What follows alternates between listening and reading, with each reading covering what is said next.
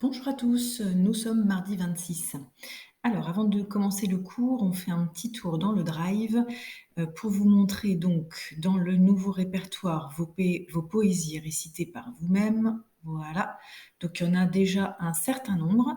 J'en ai reçu d'autres, mais je vous ai demandé parfois d'améliorer votre lecture.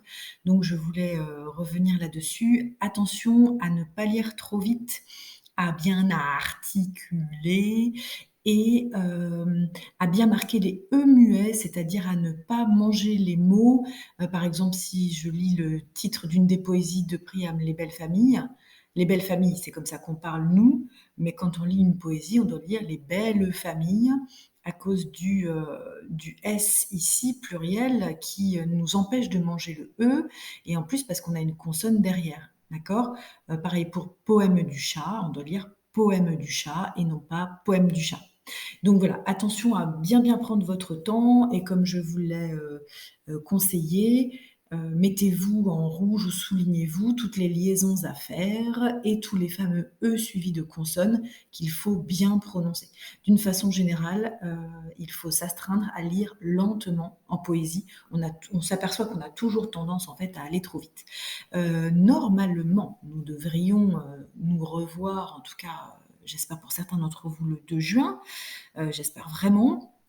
Et si c'est le cas, ça fait partie des choses sur lesquelles nous allons revenir en classe. On sera forcément en petit groupe. Je vais vous entraîner à mieux lire vos poésies.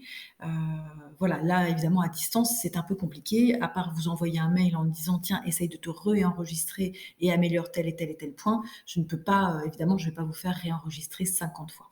Voilà, bref, en tout cas, il y en a encore pas beaucoup, mais la date limite, c'est aujourd'hui, sachant que, bon, évidemment, vous pouvez m'en envoyer demain, hein, je ne suis pas quand même à un jour près. Donc allez-y, remplissez le répertoire ou envoyez-les-moi par mail et moi je les mets dans le répertoire juste après. Alors sinon, aujourd'hui, nous devions corriger les exercices 4 à 8 vus hier. Donc allons-y. On est toujours sur la phrase simple. Vous deviez rétablir les points à l'aide d'une lecture à haute voix donc qui marquait les pauses. Alors hop, on va afficher le corrigé. Donc maintenant, je vais pouvoir lire le texte correctement. Vous avez dû évidemment aussi remettre les majuscules. Le sel marin est exploité par les hommes. On le recueille dans des installations côtières appelées salines ou marais salants. Par évaporation, l'eau se concentre en sel jusqu'à cristallisation. Les hommes chargés de la récolte sont les paludiers. Donc bien entendu, dès qu'on a les points, c'est tout de même beaucoup plus facile de lire correctement. Donc, pardon, combien de phrases avez-vous trouvé? Eh bien, du coup, 4. Donc là, c'est le sens du texte qui vous permettait de savoir où il fallait couper les phrases. Alors, les petites histoires pressées, peut-être vous connaissez déjà. Réécrivez ce télégramme de façon à rétablir des phrases correctes. Donc, le principe du télégramme, c'est qu'on enlève plein de mots, donc forcément. Alors, dragon enlève princesse, roi demande chevalier sauver princesse, 3 chevaliers attaquent dragon, premier chevalier carbonisé. Donc, on veut des belles phrases. On vous propose un dragon enlève une princesse, le roi demande à des chevaliers de sauver la princesse, et ensuite, donc troisième phrase, 3 chevaliers attaquent le dragon, le premier chevalier est carbonisé. On pouvait imaginer un 2 points ici, par exemple, 3 chevaliers attaquent le dragon, 2 points. Le premier est carbonisé, du coup en enlevant la répétition de chevalier. Voilà, là, alors, enfin, votre livre a gardé tous les mots, mais si on voulait faire des phrases absolument correctes, on dirait quand même, le roi demande à des chevaliers de la sauver, pour ne pas répéter princesse, princesse 50 fois. Voilà, donc on explique oralement les modifications. Eh bien, on a ajouté les déterminants qui manquent, un, une, le.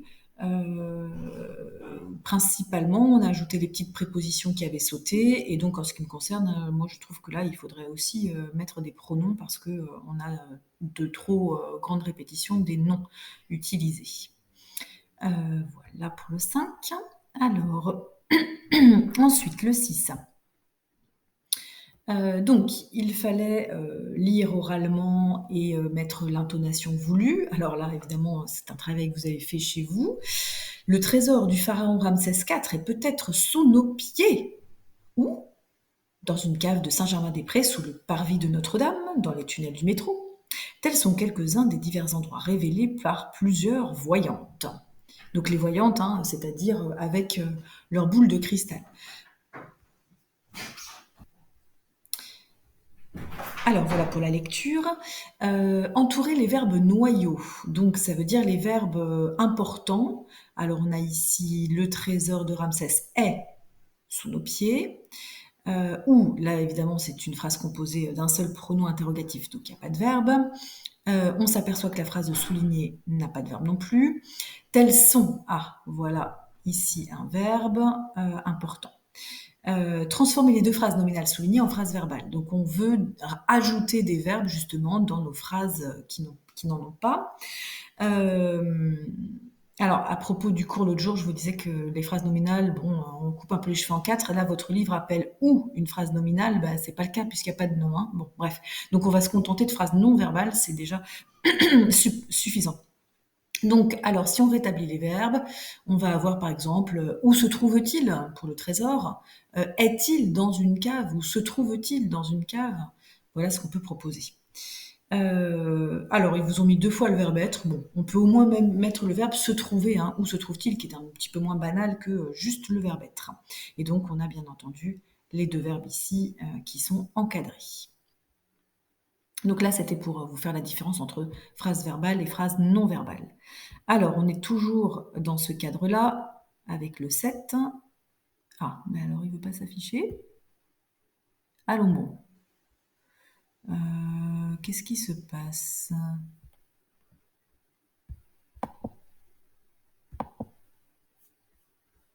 Ah.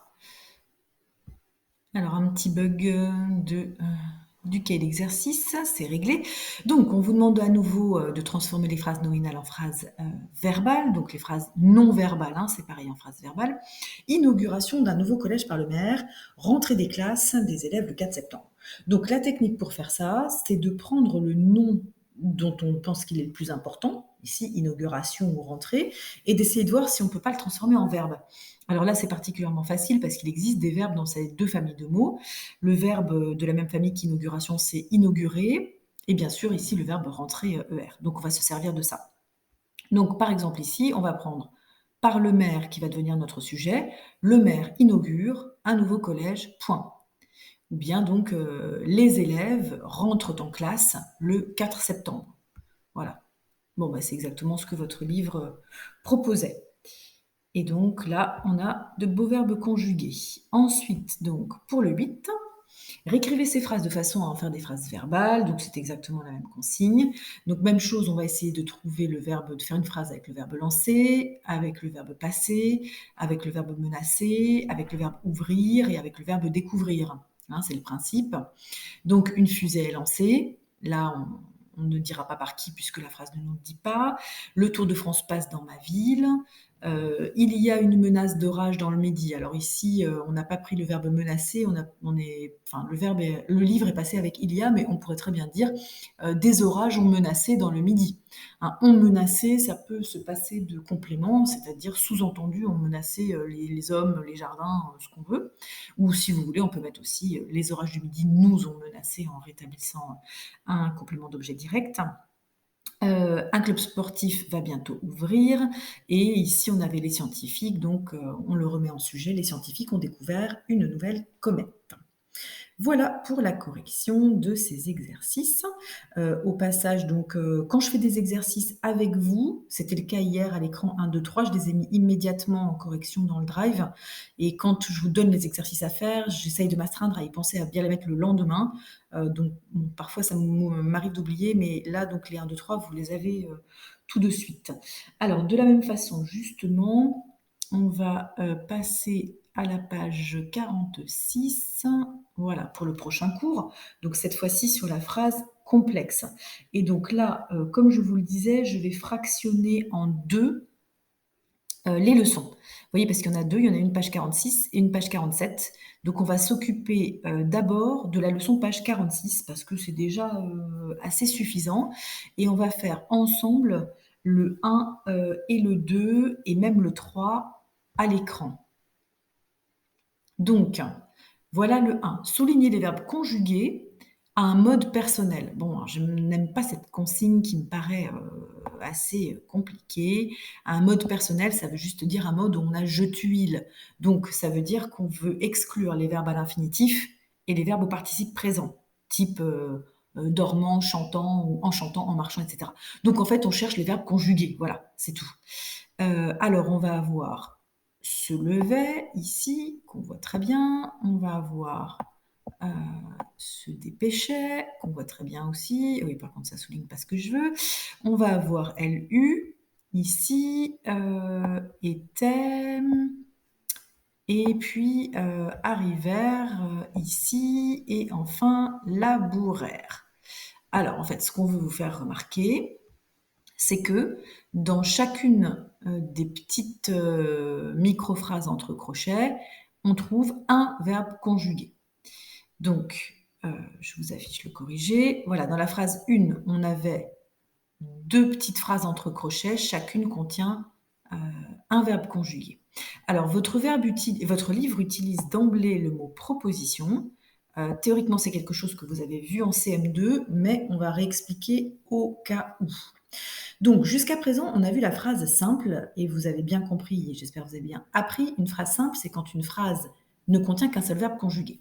Là, on voit bien sur la phrase 1, qui fait toute la première ligne, on a donc deux verbes conjugués, là vous les voyez, ils sont soulignés, et on a séparé cette phrase en deux avec nos crochets là. Donc, une proposition, c'est une microphrase qui existe à l'intérieur d'une phrase plus longue, qui contient donc plusieurs verbes conjugués et plusieurs morceaux de phrase. D'accord? Donc une proposition, c'est juste un morceau de phrase qui contient un verbe conjugué. Et ces propositions, elles ont différentes façons de se lier les unes les autres.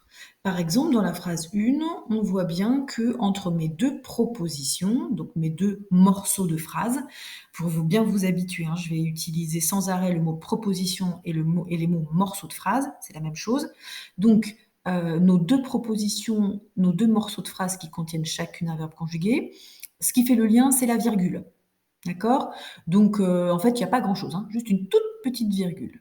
La caractéristique d'une proposition, donc d'une microphrase, d'un morceau de phrase, c'est que on a l'impression qu'elle pourrait faire une petite phrase à elle toute seule.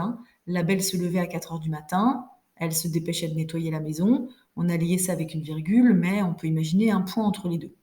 Donc, quand vous grandissez dans les classes, eh bien, vous faites de moins en moins de phrases simples, type la belle se levait à 4 heures du matin, point. Elle se dépêchait de nettoyer la maison, point. Vous faites de moins en moins de petites phrases comme ça. On vous demande de faire des phrases un peu plus longues, avec donc plusieurs verbes conjugués. Et donc, en fait, on vous demande de faire des phrases qu'on appelle complexes. Complexes voulant dire plusieurs, comme le complexe sportif qui a plusieurs salles. Donc ici, dans la phrase 1, on a bien une phrase complexe avec deux propositions, c'est-à-dire deux micro-phrases à l'intérieur qui contiennent chacune un verbe conjugué et elles sont reliées simplement avec une virgule, c'est-à-dire le 3 fois rien. En dessous, on a aussi deux verbes conjugués, vous les voyez soulignés, donc deux propositions, parce qu'il y a forcément autant de verbes conjugués que de propositions, ça c'est la règle. Donc on a deux microphrases, deux propositions, deux microphrases, et ces deux microphrases, elles sont reliées à la fois avec une virgule et avec un quart. Alors reliées ou délimitées si vous voulez, à la rigueur ça les relie, ça les sépare aussi. Ça marque la délimitation, on va dire. Donc on a une virgule et un quart. Car, vous savez, ça fait partie de la liste Méouédon-Cornicart. Et puis, dans la phrase numéro 3, on a à nouveau deux verbes conjugués qu'on voit souligner. Donc, deux verbes conjugués, on sait qu'il y aura deux microphrases, autrement appelées propositions. Et donc, ces microphrases, eh bien, il y en a une qui commence par un quand ils arrivèrent à leur maison de campagne. On a la virgule pour marquer la délimitation, pour nous aider, et derrière, le paysan et ses trois fils labourèrent la terre. Cette virgule, elle n'est pas là par hasard, je vous en fais la remarque sans arrêt.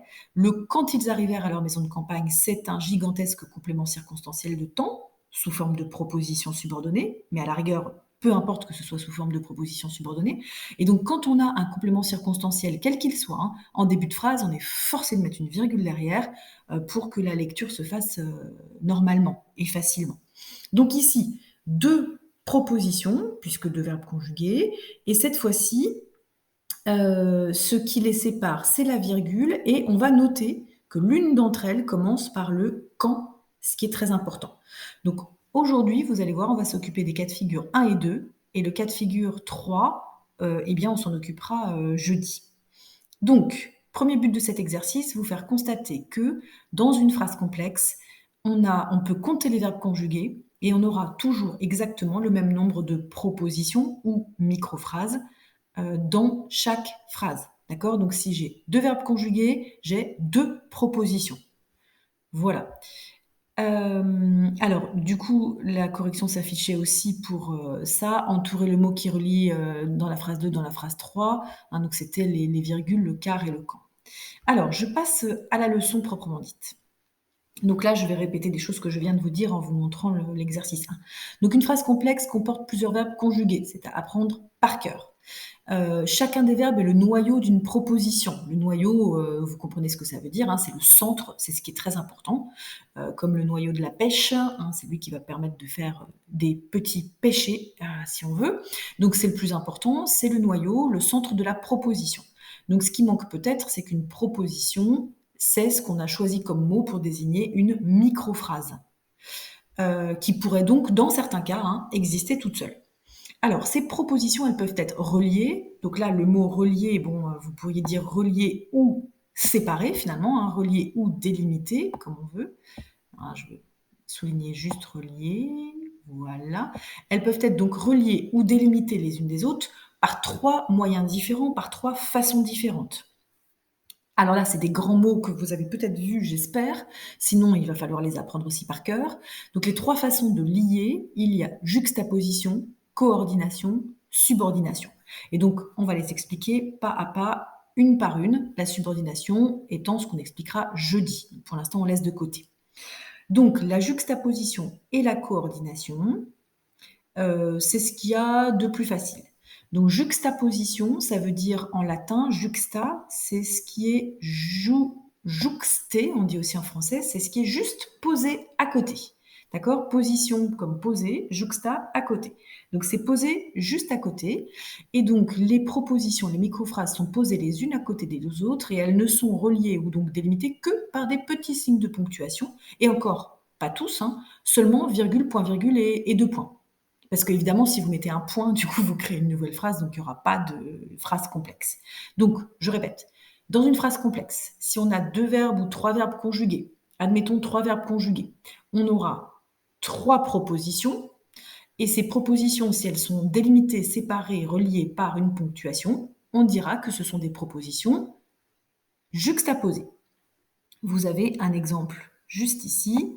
Il crie, virgule, pleure, virgule, gesticule, point.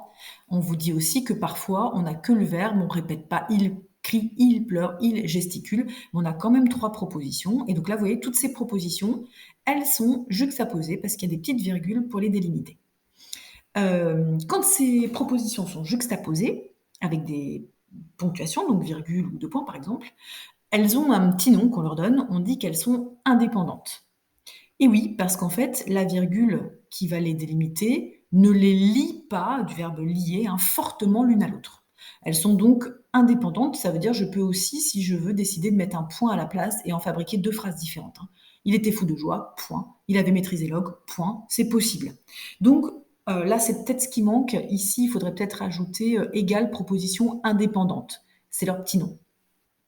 Si elles sont coordonnées, on les appelle aussi indépendantes. C'est pour ça que vous pouvez mettre égal ou même une flèche là qui va concerner les deux au milieu.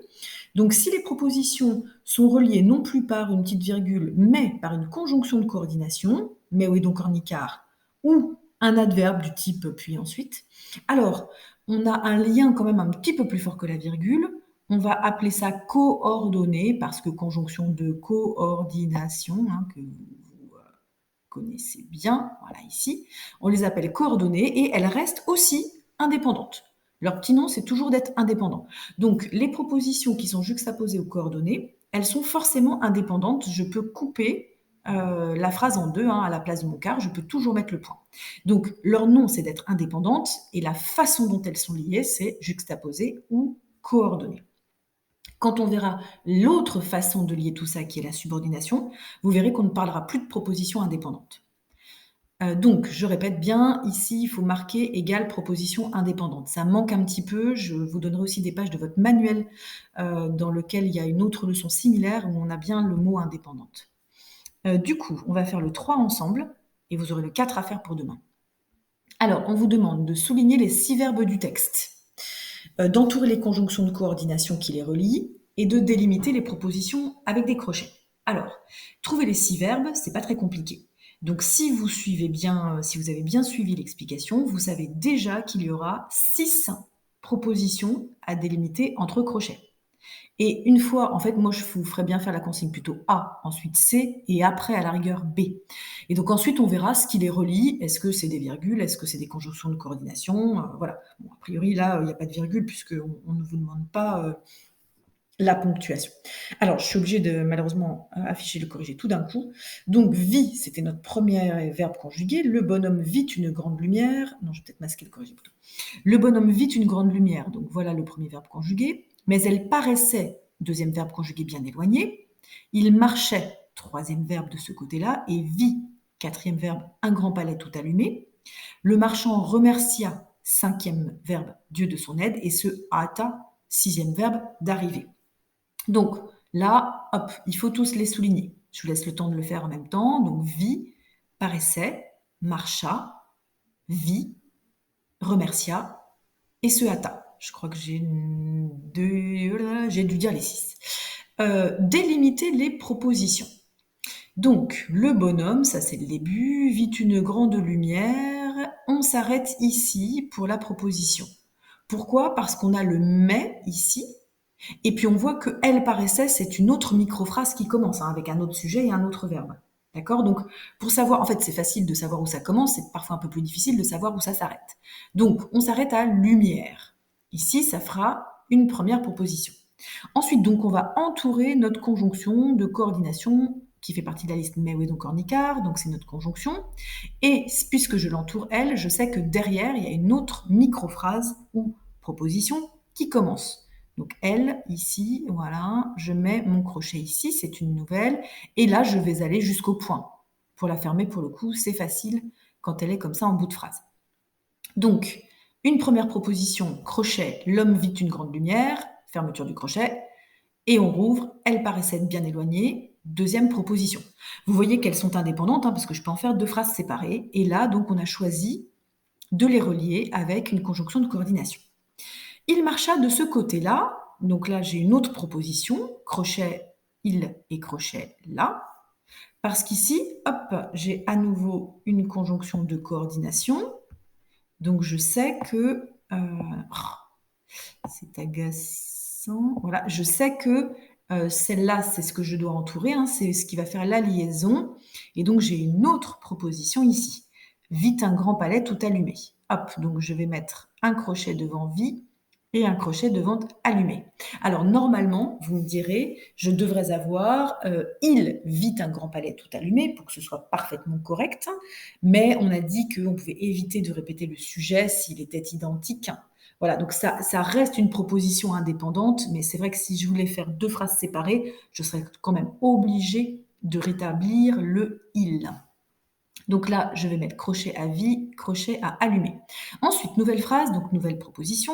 Hop, j'ouvre le crochet à le marchand remercie à Dieu de son aide. Ah, on voit à nouveau notre conjonction de coordination ici. Donc je sais que je vais fermer mon crochet juste devant et le rouvrir à ce hâta d'arriver. Même chose, on a le il qui a sauté pour éviter la répétition. Donc voilà la correction. C'est exactement ce qu'on a dit. Elle est dans le drive là pour que vous puissiez la regarder, notamment quand vous devrez apprendre la leçon si je vais trop vite. Voilà, donc ça, c'est ce que vous devez être capable de faire. Donc pour demain, vous apprenez bien la leçon, vous prenez bien le temps et puis vous révisez ces exercices. Ce que je vous demande de faire, c'est le 4 qui, vous le voyez, est à cheval sur les 2 pages. Donc transformer ces groupes de phrases simples en phrases complexes en employant d'abord la juxtaposition, ensuite la coordination. Alors, je vous explique bien la consigne, puisqu'il y a d'autres phrases sur la page d'à côté. Donc ici, on a 2 phrases simples, d'accord, avec le point. On doit faire sauter le point puisqu'on nous demande de faire des phrases complexes. Et à la place du point, on vous demande d'abord d'utiliser la juxtaposition. Donc une fois que vous aurez bien appris votre cours, vous savez que c'est virgule, point, virgule ou deux points au choix.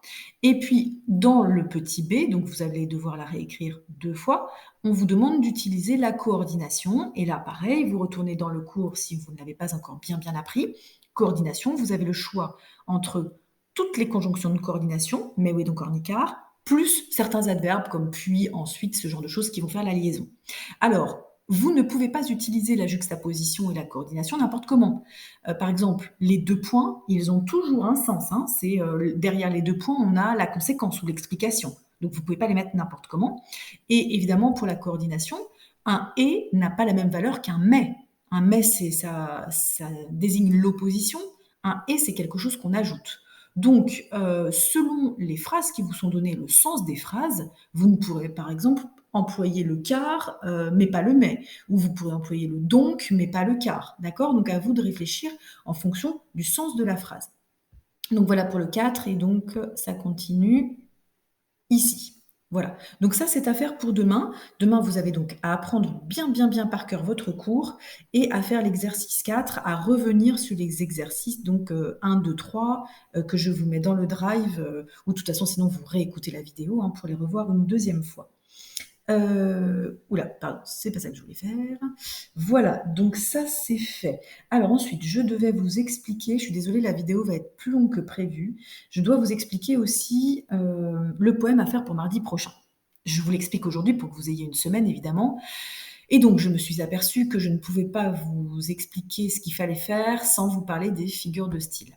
Alors, je vous montre déjà ce qu'il faut faire. Donc ça, c'est déjà dans votre drive, ce sont les consignes.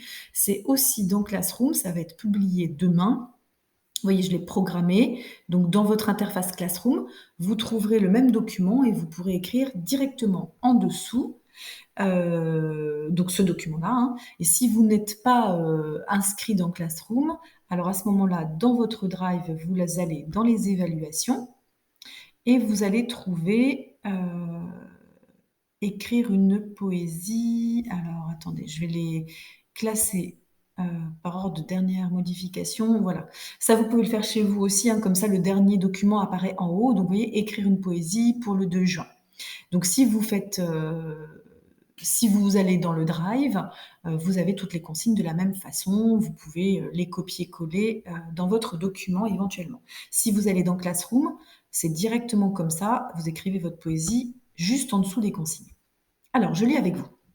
Donc déjà, petit conseil, aidez-vous d'Internet pour chercher des synonymes quand le mot que vous avez en tête n'est pas suffisamment poétique ou joli, des paronymes. Alors les paronymes, donc, ce sont des mots qui se prononcent presque pareil, comme gâteau, chapeau. Tout ce qui est dans les jeux de sonorité, ça va vous aider à faire de belles poésies. Vous pouvez chercher sur Internet des rimes. Il y a des dictionnaires de rimes. Donc en fait, dans un moteur de recherche, vous tapez rime en O, puis vous mettez la lettre O ou EAU, si vous voulez, et vous allez avoir des listes et des listes. Et dans les petits conseils, donc ne copiez pas des textes d'autres personnes. Ça arrive certaines années. Là, je pense pas parce que vous êtes tous volontaires pour le faire. Mais bon, j'ai mis quand même ce petit conseil. Sinon, en compétence, je vous mets des points rouges hein, au lieu de ne rien vous mettre du tout. Mais bon, je pense que ça n'arrivera pas. Alors, ce que je vous demande, donc écrivez au moins 14 vers. 14 vers, c'est comme les sonnets qu'on a vus, 2 quatrains, 2 tercets, mais vous pouvez mettre des strophes de 2 vers, des strophes de 6 vers et une strophe de 2. Voilà, vous êtes libre. Hein. Vous n'êtes pas forcé de faire exactement comme le sonnet, mais je me suis dit, allez, on fixe un minimum à 14. Vous pouvez faire donc soit des strophes fixes, donc des quatrains par exemple, 4, 4, 3, 3 et des tercets, ou alors 4, 4, 4 et 2. Ou alors, vous pouvez aussi faire des strophes libres, ça veut dire répartir les vers exactement comme vous voulez sur votre page. Et même, on en a vu plein d'exemples, hein, en forme de dessin ou autre. Si vous faites de la poésie en forme de dessin, il faut par contre que vous me preniez une photo, parce que évidemment, vous n'allez pas écrire ça sur une page ordinateur. Mais donc, strophe libre, ça veut dire tout ce que vous voulez. Vous pouvez écrire en vers, libre ou fixe également. Donc, soit vous vous astreignez à compter les syllabes, Là, c'est peut-être un peu difficile, hein, c'est ce que j'ai demandé à mes quatrièmes, mais en sixième, on n'en est quand même pas là. Vous pouvez faire sinon ce que vous voulez, c'est-à-dire vous retournez à la ligne quand bon vous semble. C'est ce qu'on appelle des vers libres. Par contre, je vous impose des rimes.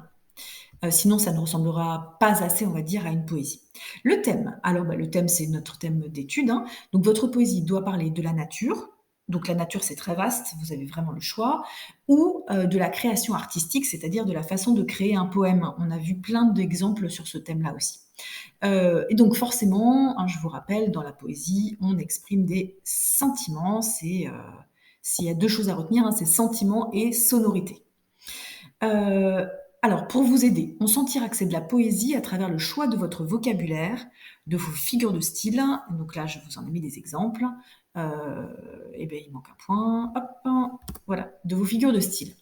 Si vous employez du vocabulaire cuculapraline, du genre j'aime les petits chats parce qu'ils sont trop mignons et qu'ils font ronron, ça c'était pour la rime, ça va pas donner une poésie géniale. Donc faites attention au vocabulaire que vous utilisez. Plus il sera rare, plus votre poésie va avoir l'air réussie d'emblée.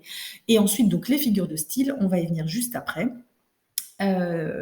Hop, je vous en impose pour être sûr que vos poésies soient réussies. Donc, critères de notation, respect des règles de la mise en page d'une poésie. Il faut que ça ait l'air d'une poésie, d'accord, avec des retours à la ligne, etc. Rimes réussies, donc il faut que vous fassiez des rimes, absolument. Il y a des rimes faciles, hein, les rimes en et les rimes en i sont assez faciles parce qu'on a pas mal de participes passés qui terminent par et i. Donc si vous arrivez à faire des rimes plus compliquées que ça, c'est mieux. Mais sinon, voilà, dites-vous que les rimes en et, il y en a à l'appel dans le français. Vocabulaire adapté, donc, on vient d'en parler. Figure de style soulignée. Donc c'est à vous de souligner vos figures de style pour que je les repère bien. Donc je vous impose une comparaison, une métaphore et une personnification au moins. Si vous voulez en faire plus, pas de problème. On va revenir donc sur ce que c'est. Ensuite, donc, expression des sentiments et bien sûr, orthographe et syntaxe correcte. Alors, du coup, si vous avez des questions, vous me les mettrez en bas de la vidéo, j'y répondrai. Ça, donc, vous avez une semaine pour faire votre poésie. Alors, je vous emmène maintenant dans le document que je vais mettre dans le Drive tout de suite, qui s'appelle les figures de style. J'ai mis les plus connus, hein, c'est-à-dire que dans les classes prochaines, vous en verrez encore d'autres. Donc je vous réexplique ce que c'est qu'une figure de style, même si on en a déjà parlé dans les autres vidéos. Donc une association inhabituelle de mots, dans un but précis, hein, c'est embellir le texte, le rendre plus percutant. Donc la comparaison, elle associe un comparé et un comparant au moyen d'un outil de comparaison. Donc un comparé, un comparant, les mots sont un peu compliqués, mais bon, c'est comme ça qu'on l'explique. Donc ses joues étaient rouges comme des tomates. Vous allez voir, les exemples sont très parlants.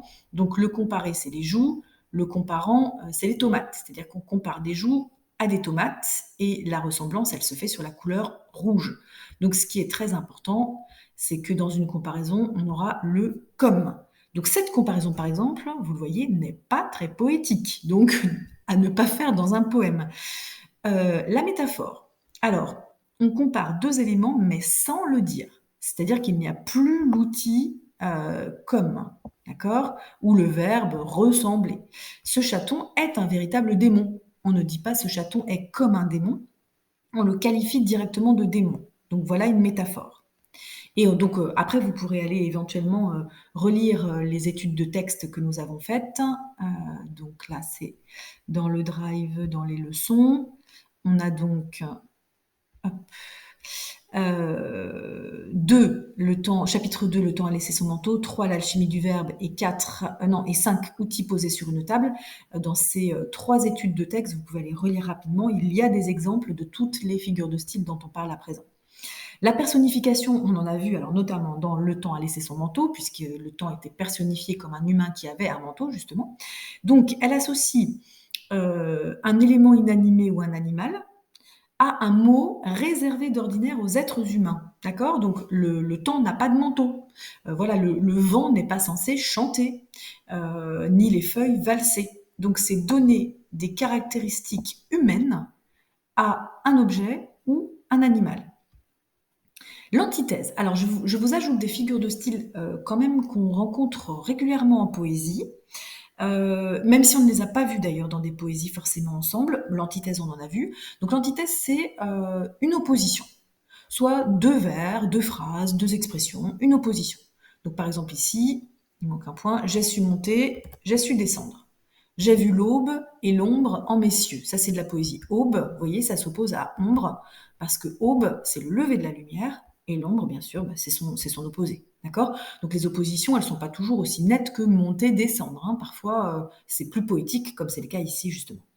L'anaphore, alors ça peut vous servir beaucoup en poésie. C'est donc un mot ou une expression répétée en tête de phrase ou en tête de vers, c'est-à-dire au début de la phrase, au début du vers. Donc là, l'anaphore, on le voit, c'est ce bras, ce bras. Pour que ce soit une belle anaphore, vous pouvez même répéter 3 fois, par exemple, hein, sur 3 débuts de vers. Alors pour que l'anaphore marche bien, l'anaphore, ça peut pas être juste un déterminant, hein. Il faut que ce soit au moins un groupe nominal au minimum. Ou ça ne peut pas être juste un pronom, hein. Il, bon, c'est pas un pronom. Dans une poésie de Verlaine, on a elle seul ceci, elle seule cela, elle seule. Alors là, oui, si on a un pronom plus un adjectif, ça fonctionne. Le pronom tout seul, on peut pas parler d'anaphore. Une énumération. Alors, énumération, accumulation, gradation, c'est un peu la même chose.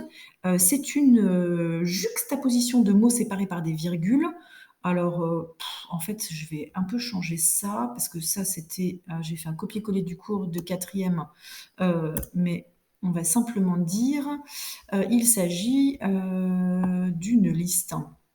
C'est aussi simple.